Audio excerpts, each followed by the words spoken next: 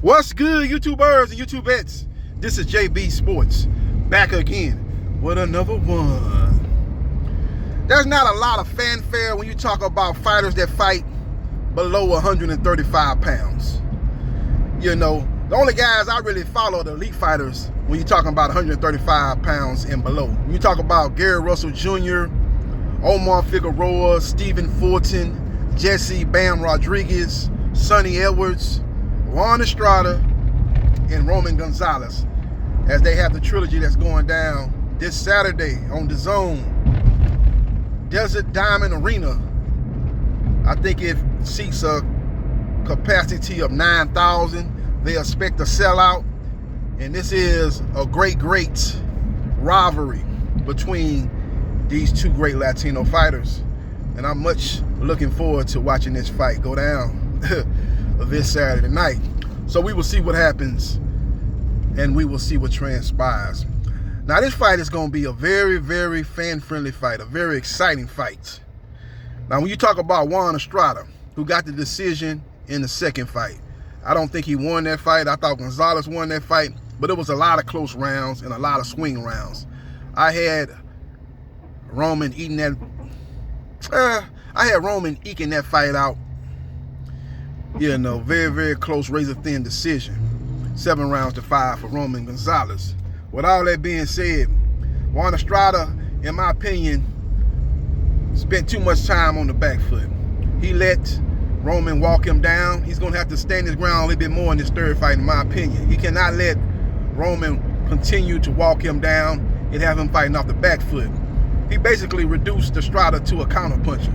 You know, at times Estrada was punching with him, but he was, in my opinion, was throwing punches like the keep you off me type of punches. He wasn't throwing a lot of punches in many instances, in my opinion, to hurt Roman Gonzalez. I think he's going to do a little bit better job of that in this third fight. Now, Roman, I thought at times let Estrada kind of outwork him, especially in the second half of that fight. I think he allowed Estrada to steal some rounds, and that ultimately was to his demise as he lost a razor-thin decision in the second fight. He's going to have to not let Estrada kind of take over in the second half of the fight, in particularly the last 30 seconds of those rounds. Don't let Estrada steal those rounds. If he does that, I think he'll get a clear decision win. I like Roman to win this fight if he does that. But this is a very even match. It's a 50-50 fight.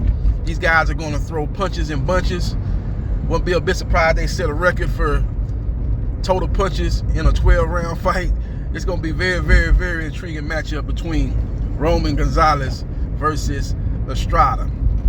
Now, Roman Gonzalez's best punch is that lead right hand. He does a very good job of, when you think you're out of his punching range, he's able to land that shot.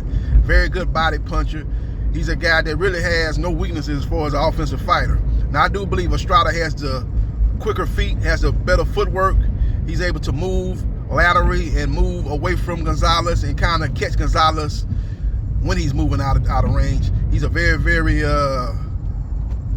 versatile fighter because he can fight going backwards and he can fight coming forwards. And I think, again, he did a little bit too much fighting off the back foot, in my opinion, in that second fight. So we will see what happens, and we will see what transpires. Neither fighter is really looking to establish the jab. That's the one thing that I believe Gonzalez needs to do in this fight. I think he needs to come behind the jab, because basically he was walking Estrada down with the high guard, and he was closing distance, and he was able to get off the 1-2.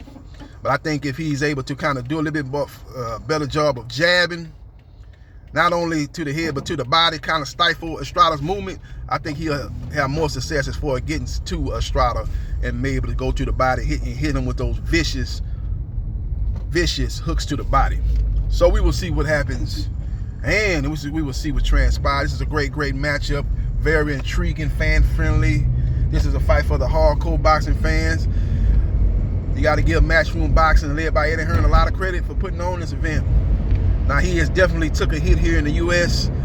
He's not the player in the U.S. that he thought he was going to be. He's not even the player in the U.S. that he was a couple years ago as far as putting on mega events here in the United States through the Zone. But he's still putting on solid cards, and I applaud him and Matchroom Boxing for putting on the third fight involving Roman Gonzalez versus Juan Estrada. I like Roman Gonzalez to win this fight 8 rounds to 4, 116 to 112. I just think he's going to do a better job of finishing rounds out, in particular in the second half of the fight. I just think he's the more complete fighter. Great body attack, a great right hand, great left hook. He's just a complete fighter outside of not having a jab. He's a complete offensive fighter. Estrada, in my opinion, is probably the more versatile fighter, but I just tends to think he gives up too much real estate to the come forward style of Roman Gonzalez. I think he's going to go back to what he's comfortable in, and that is fighting off the back foot. That is trying to punch with Gonzalez. That is basically being the counter punch in that fight, and I think that's going to be to his demise. And I think he's going to allow Gonzalez to get in his wheelhouse, land the more accurate, the more cleaner punches, and fight his style of fight. And I think Gonzalez will add the jab as he comes close, as he looks to walk him down, and I think he'll finish those rounds off, in particular in the second half of the fight, better than he did in the second fight, and that will give him a clear decision win over Juan Estrada. Now, Chocolatito is a very interesting fighter. You know, he's had a rebirth in his career. A lot of people thought he was over the hill. A lot of people thought his career was on the back nine, but he's had a great resurrection. And he's to this day one of the best fighters when you talk about 135 pounds and below. So we will see what happens, and we will see what transpires. You know, his name used to get mentioned with the Floyd Mayweathers and the Manny Pacquiao as far as pound for pound fighters. You know, his name was mentioned up there with the Triple G. I remember they had one dispute, like, who was the #1 pound for pound fighter? Is it Chocolatito, or is it Floyd Mayweather Jr., or is it Manny Pacquiao?